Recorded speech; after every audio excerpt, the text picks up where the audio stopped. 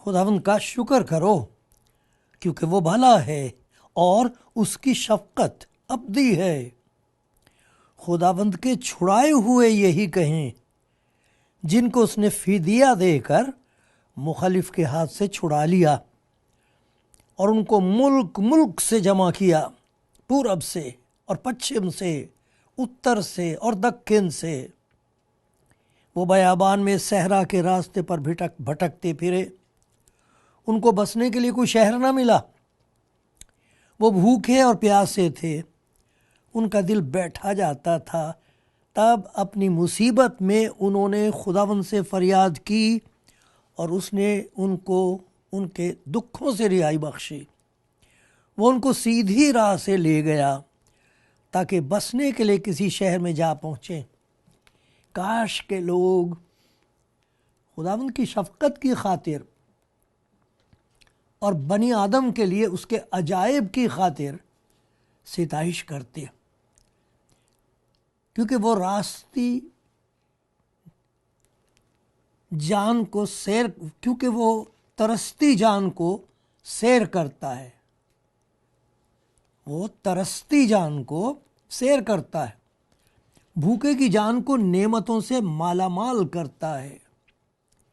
जो अंधेरे और मौत के साए में बैठे, मुसीबत और लोहे से जकड़े हुए थे, चूँकि उन्होंने खुदावंद के कलाम से सरकशी की और खुदा ताला की मशवरत को हकीर जाना, इसलिए उनका दिल मुशक्क़त से आजिज़ कर दिया। गिर पड़े, कोई मददगार न था। तब अपनी मुसीबत में उन्होंने खुदावंद से फरियाद की और उसने उनके दुखों से रिहाई बख्शी। वो उनको अंधेरे और मौत के साए से निकाल लाया और उनके बंधन तोड़ डाले। काश के लोग खुदावंद की शफकत की खातिर और बनी आदम के लिए उसके अजायब की खातिर उसकी सिताइश कर। सलाम आप सबको जो कलाम ज़िंदगी प्रोग्राम देख रहे हैं। खुदा आप सबको बरकत दे। आपका हाल दूसरों को भी मालूम नहीं, लेकिन बहुत सारी ऐसी बातें होती हैं अपने बारे में हमें भी मालूम नहीं होती, वो खुदा को मालूम होती है। खुदा जानता है आपको, आपकी हालत क्या है, अंदर क्या हाल है आपका दिल का, और ज़रूरत क्या है आपकी, आपकी दुआएं क्या हैं उसके हुजूर, वो सब जानता है। मेरी फरियाद ये है कि खुदावंद ऐसा आपके साथ मेहरबानी और प्यार का सलूक ज़ाहिर करे, ऐसा तजुर्बा आपका हो कि आप ललकारें और कहें खुदावंद तेरा शुक्र हो, मेरा बचाने वाला ज़िंदा है, उसका नाम यस्सु है। खुदावंद तेरा शुक्र हो।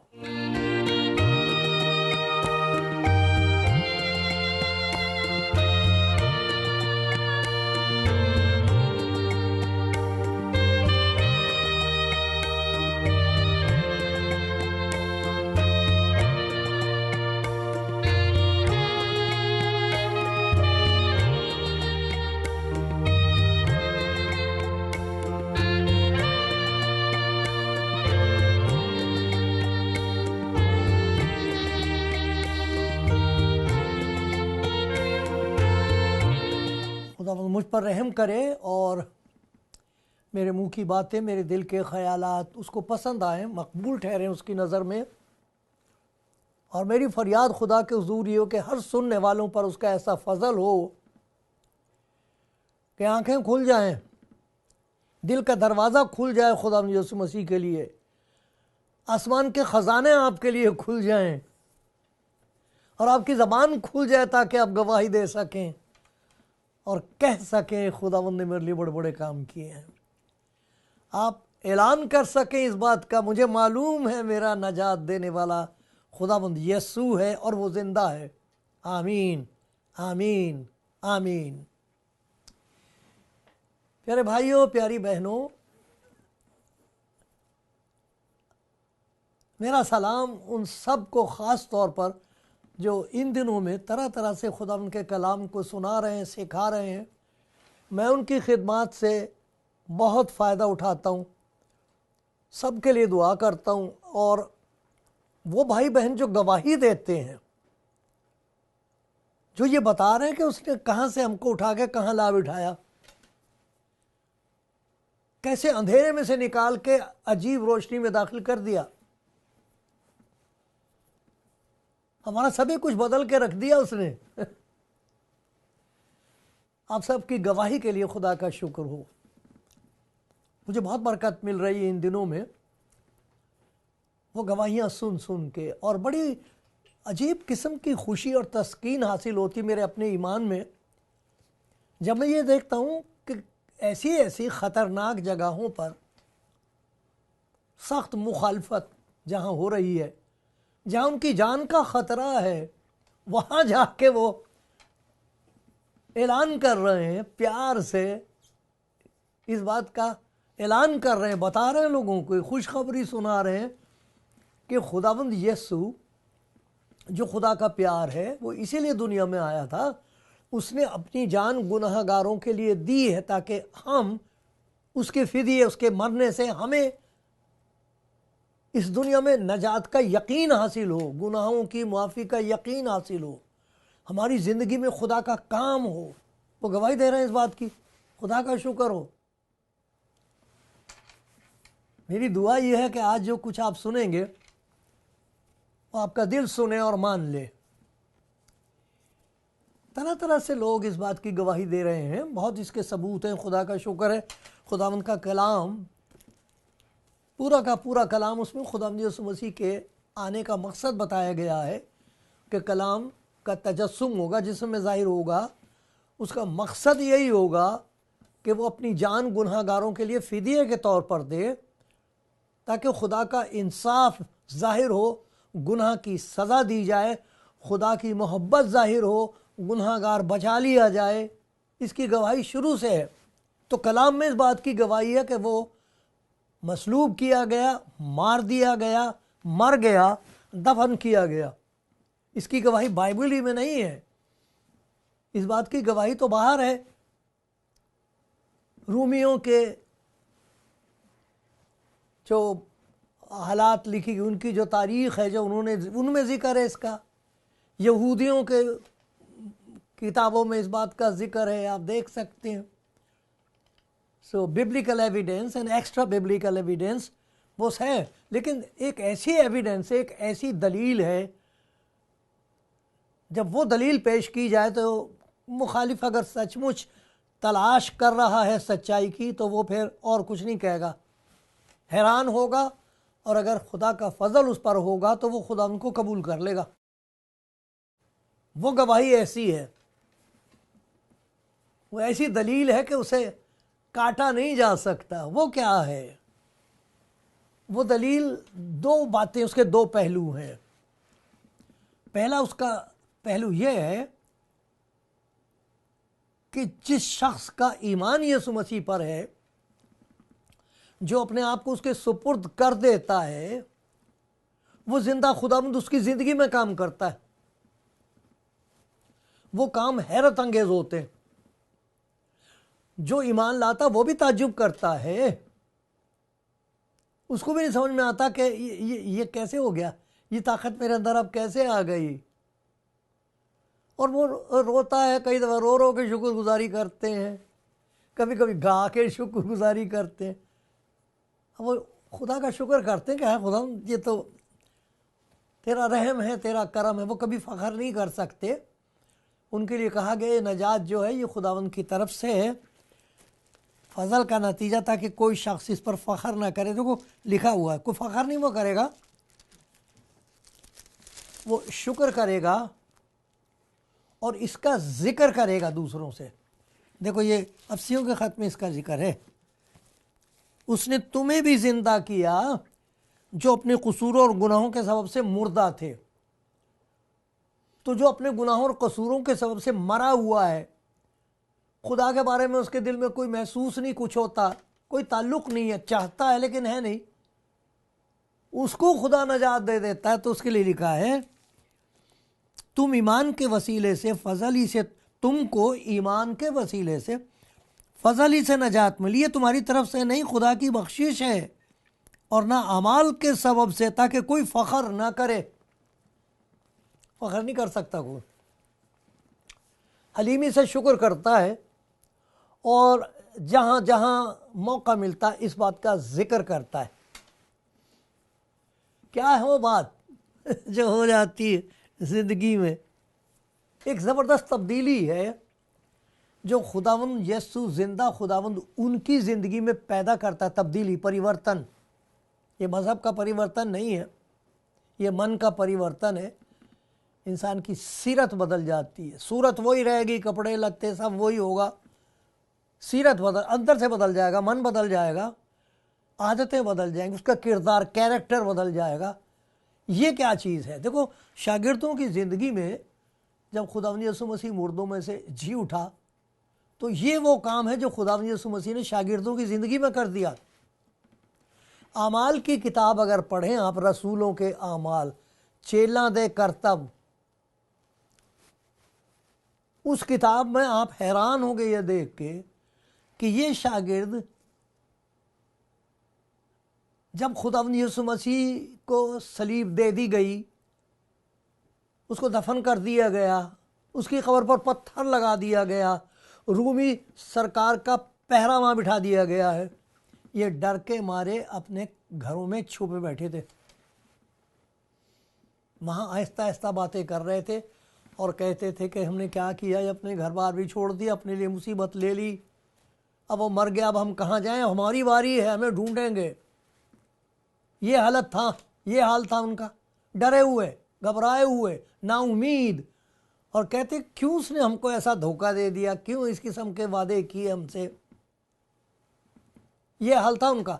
और देखो किस किस्म की ज़बरदस्त तब्दीली आई है मुर्दों में से जी उठने के बाद जब खुदावंद उनसे मिला। कुछ बातों का मैं जिक्र करूँगा जो उनके मुखालिफों ने उनकी ज़िंदगी में देखी और हैरान हो गए कि ये तो मछेरे हैं, इनको ये कहाँ से इनकी बात आ गई।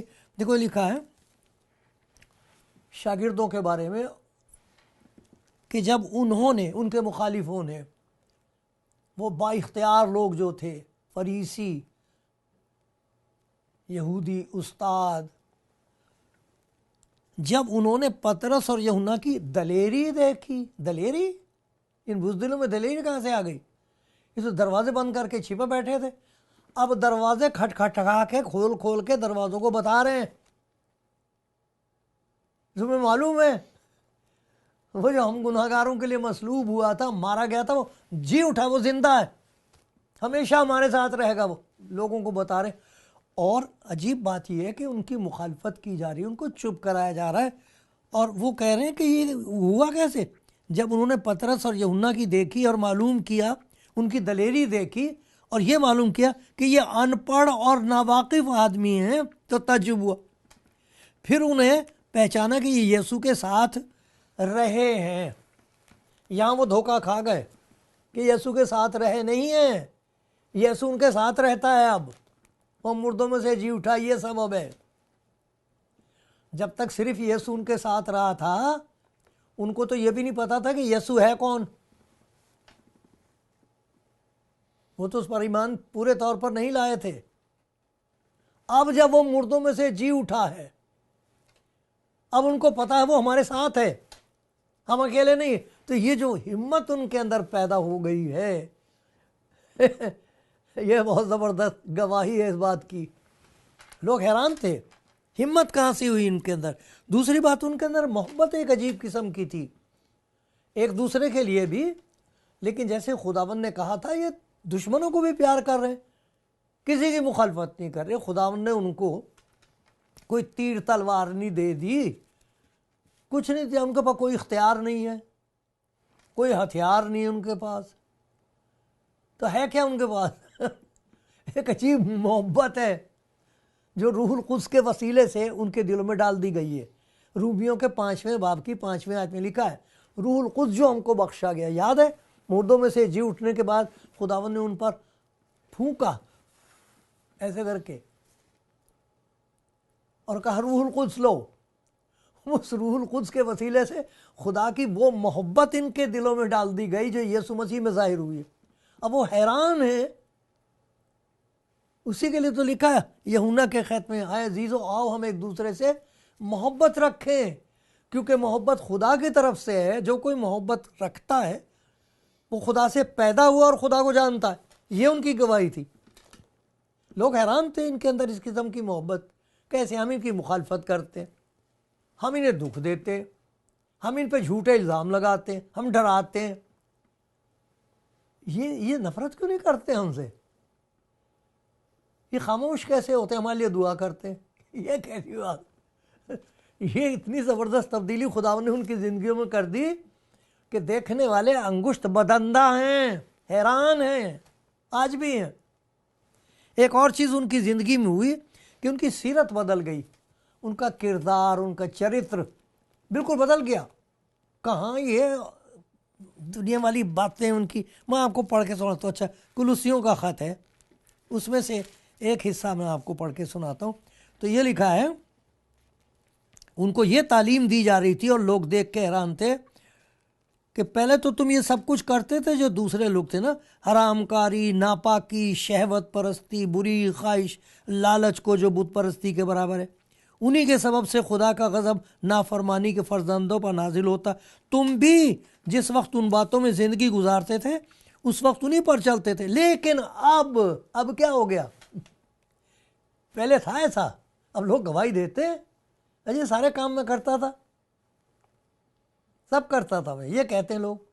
लेकिन अब क्या हो गया? यीशु, जब से प्यारा यीशु आया मेरा जीवन बदल गया। ये गाते हो, बड़ा प्यारा गीत है ये, जब से प्यारा यीशु आया मेरा जीवन बदल गया।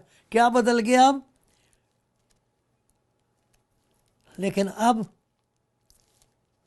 जिन बातों में जिंदगी गुजारते थे उस वक्त गुजारते थे, कैसा होता था? लेकिन अब तुम भी इन सब को, यानी गुस्सा, कहर, बदखाही, बदगोई, मुंह से गाली बकना छोड़ दो, एक दूसरे से झूठ ना बोलो, क्योंकि तुमने पुरानी इंसानियत को उसके कामों समेत उतार डाला, नई इंसानियत को पहन लिया है, जो मार्फत हासिल करने के लिए, पहचान हासिल करने के लिए अपने खुदा की पैदा करने वाले की सूरत पर बनती जाती है।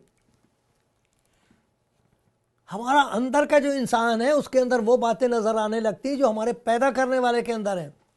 खुदावंद यीशु मसीह की ज़िंदगी में जो खूबसूरत प्यार भरी बातें नज़र आई थी लोगों को, उसकी मुखालफत कभी नहीं कोई कर सका।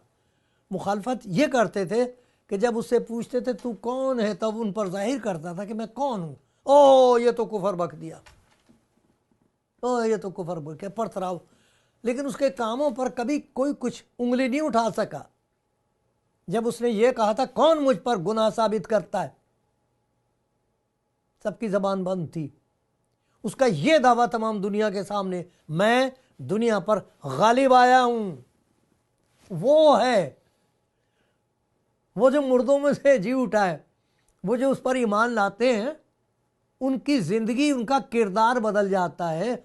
जहां उनके अंदर हिम्मत होती है, जहां एक अजीब किस्म की खुदा की बख्शी हुई मोहब्बत होती है, वहां उनकी जिंदगी में सीरत होती है यीशु मसीह की। इसीलिए तो उन्होंने मजाक उड़ाने के लिए ना यीशु मसीह के शागिर्दों को अंताकिया में मसीही कहा था, मजाक के तौर पर। अरे ये मसीही जा रहे हैं, क्यों भाई? वो मसीह की तरह बातें करते हैं जी। मसीह भी यही कि जी तुम्हारे एक थप्पड़ मारो दूसरा भी फिर बोले, ये अकल की बात है? कैसे जिएगा कोई? ये मसीही लोग हैं, ये ऐसी बातें कर। अरे खुदा का शुक्र हो, यीशु मसीह ने उनकी ज़िंदगियाँ बदल दी और आज भी बदल रहा है।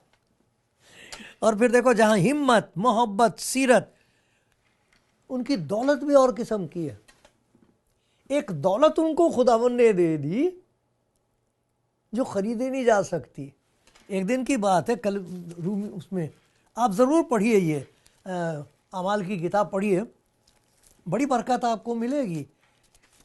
ये वो काम है जो खुदावंद के शागिर्दों ने उसकी ताकत से किए। ये तीसरा बाब है, इसकी पहली आयतें कुछ पढ़ें तो उसमें लिखा है कि एक आदमी उनको मिला, पतरस और यूहन्ना इबादत करने जा रहे थे। तो आम तौर पर आपने देखा होगा इबादत, जो जहाँ इबादत होती है, इबादत घर होते हैं, वहाँ बाहर लोग भीख मांगने के लिए बैठ जाते हैं कि भाई तुम खुदा की इबादत करने जा रहे हो, उसी के नाम से हमें कुछ देते जाओ। तो वहाँ एक आदमी बैठा हुआ था जो जन्म का लंगड़ा था। तो उसने पतरस और यूहन्ना को देखा तो भीख मांगी उनसे, ये समझ के कि भाई ये कुछ दे देंगे। अब ज़रा देखिए तो पतरस क्या कहता है। पतरस और यूहन्ना ने उस पर गौर से नज़र की। पता नहीं कितनी मोहब्बत होगी उसकी नज़र में, है कितने प्यार से देखा होगा उन्हें, उस आदमी को गौर से नज़र की। और पतरस ने कहा हमारी तरफ देख, हमारी तरफ देख। वो उनसे कुछ मिलने की उम्मीद पर उनकी तरफ मुतवज्जे हुआ। पतरस ने कहा सोना चांदी तो मेरे पास है नहीं। लो फिर है क्या? वो तो सोना चांदी की ज़रूरत है उसको, वो तो पैसे ही मांग रहा था। ये दौलत नहीं हमारे पास एक और किस्म की दौलत है।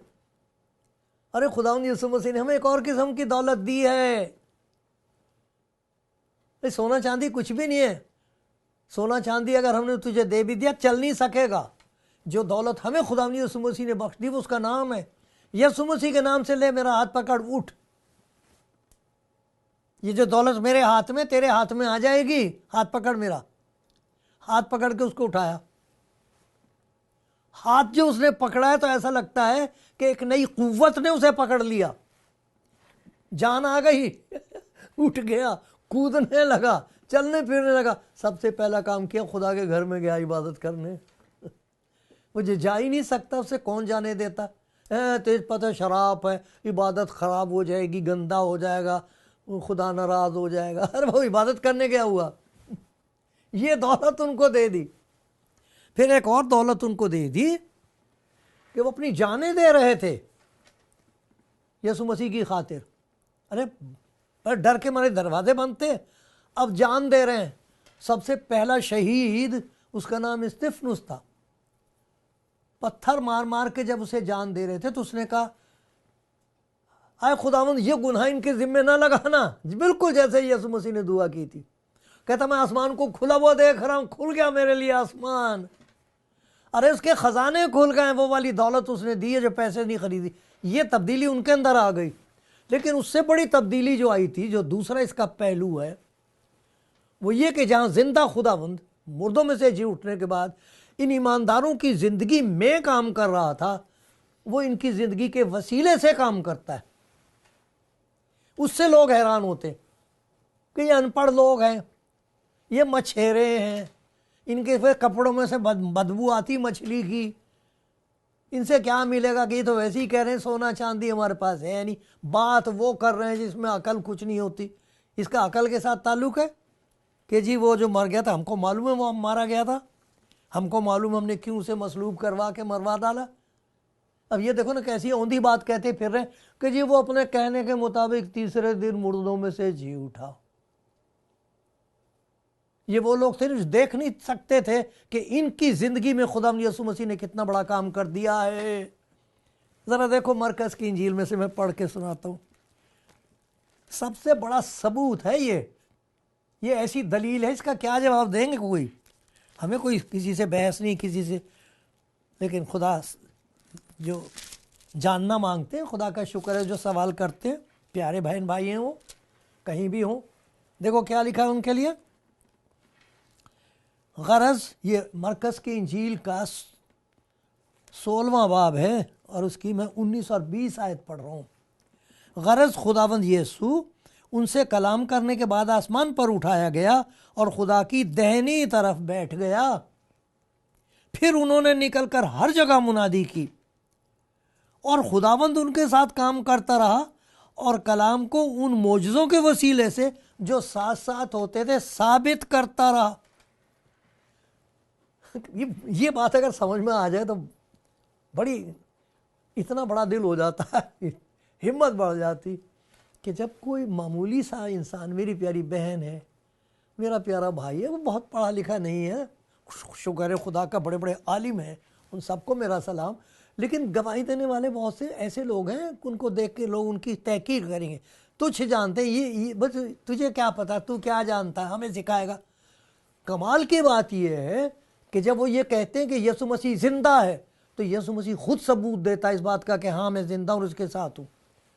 लोगों की गवाही ये है कि उन्होंने हर जगह जाके सब कुछ करके देख लिया, कोई इसकी में बीमारी, कोई शैतान का ऐसा कब्जा, वो बेचारा कहता अच्छा मैं आपसे यीशु मसीह के नाम से दुआ करता हूँ, अगर आपका ईमान होगा तो आप अभी इसी वक्त अच्छे हो जाएंगे।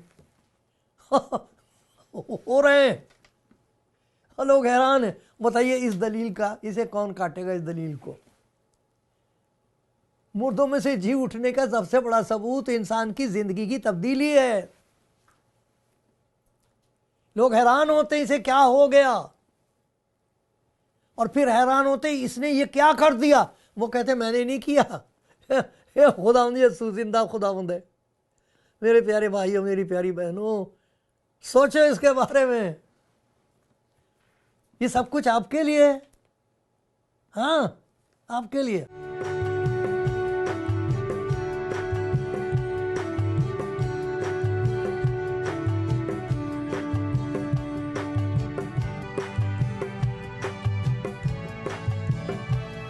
प्यारे भाई वो बहनों, कलाम जो सुन रहे हैं, मैं खुदावंद की इस मोहब्बत को याद दिलाकर आपसे मिन्नत करता हूं कि ज़रा देखिए कि आपको इस जिंदा खुदावंद यीशु मसीह की ज़रूरत है। वो जिंदा है, आपको प्यार करता है, सब कुछ आपके लिए करना मांगते हैं, क्योंकि ये खुदा की वो मोहब्बत है जो इंसान पर जाहिर हुई है, वो हमारे बीच में रहा। आप इंजील पढ़ के देखिए कितनी प्यारी ज़िंदगी, कैसी प्यारी उसकी तालीम, उसकी मोहब्बत है जी, वो जिंदा है।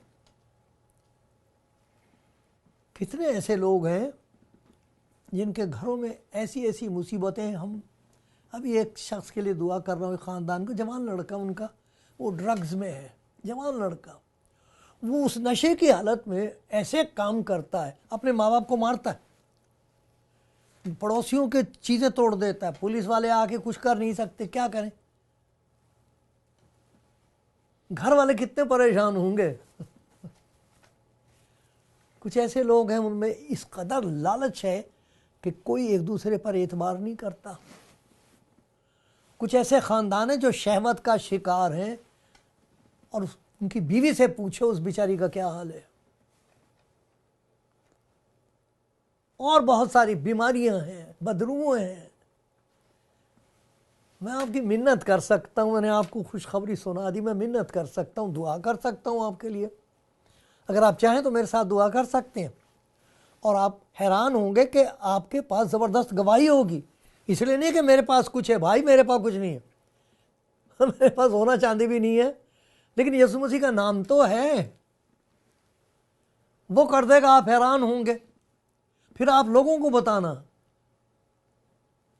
तो दो बातें होंगी, एक तो आपकी ज़िंदगी में तब्दीली वो कर देगा, फिर आपके वसीले से ऐसे काम करेगा कि लोगों के अंदर तब्दीली, बदलाव आएगा, बदल जाएंगे लोग। सर ढांक लो मेरी प्यारी बहन, हाथ जोड़ लो मेरे प्यारे भाई, क्या हर्ज है, हलीम होना चाहिए। मैं कोई ऐसी बात नहीं कहूँगा जिससे आपका नुकसान हो जाए, मैं उस खुदा से दुआ करूँगा जिसे आप मानते हो। अब जानते भी, जान भी लोगे उसे, कहोगे जी मैं मानता तो था, अब जानता भी हूँ। प्यारे खुदावंद यीशु, जिसका सर तेरे हुजूर झुका हुआ है, जिसकी आंखों में आंसू हैं,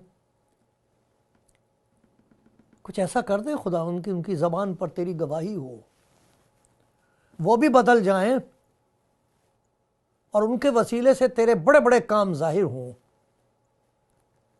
और जो सुन रहा है खुदावंद वो कह दे आमीन। मैं भी यही खुदावंद तेरे नाम की जलाल के लिए कहता हूँ, आमीन आमीन आमीन।